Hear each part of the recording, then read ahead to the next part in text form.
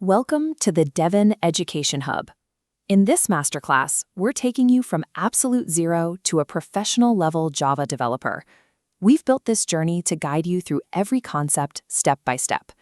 To understand why Java is so important, we have to look at the basic language of computers. Deep down, they only understand machine code, a long string of ones and zeros. But Windows PCs, Macs, and Linux servers each speak a different dialect of that code. For decades, this created a nightmare for developers. If you wrote a program for one type of computer, you had to rewrite it almost entirely from scratch to get it to work on another. In 1995, James Gosling and his team designed a new language called Java. They launched it with a promise that changed the industry: write once, run anywhere. Java did more than introduce new commands. It moved the difficult work of translation away from the human programmer and gave it to the machine. This shift made it possible for a single piece of software to run on almost any device. This works through a translation pipeline.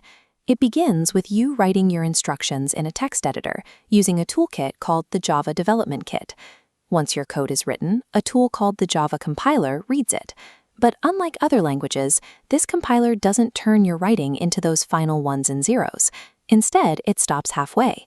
This diagram shows that halfway step.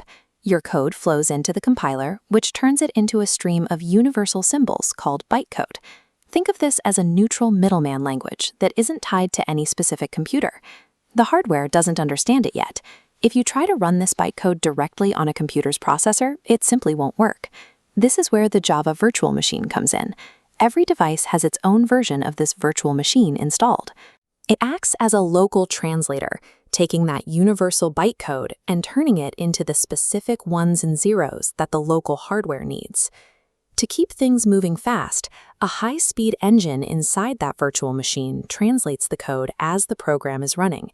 It picks out the most important instructions and turns them into machine language instantly.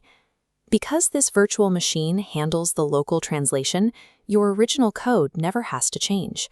The magic of Java isn't just in the code you write, but in this environment that translates it for you. Now that we see how the machine translates Java, we need to look at how we, as humans, organize it. This is called object-oriented programming. To understand this, think of a class as a digital blueprint. For our example, we'll use a blueprint for a smart home. Every blueprint has specific data it needs to track. We call these fields. In our home, a field might be the current indoor temperature or the status of the security system. The blueprint also defines methods, which are the actions the house can take, like locking the front door or turning on the lights. A blueprint is just a design on paper. To use it, we build actual houses based on those plans. In Java, these individual houses are called objects. This system allows you to build massive software projects by mirroring the way things work in the real world, with objects and the actions they perform. The final step is bringing these two concepts together, your blueprints and the machine's translator. On the left, you have your code, the blueprint. On the right, when the program runs, the virtual machine takes those plans and builds the objects inside a dedicated construction site in the computer's active memory. The virtual machine stays busy while your program runs. It manages those objects and performs a cleanup process to remove any houses you aren't using anymore, making sure the computer always has room to work. This is the soul of Java.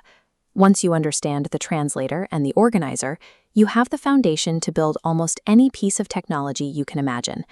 Our curriculum roadmap will guide you through these upcoming milestones.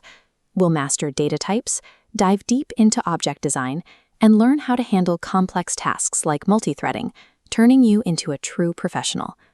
Mastering Java means mastering the universal translator and the master organizer. By the end of this course, you'll be ready to solve software problems on any device on Earth. Let's get to work.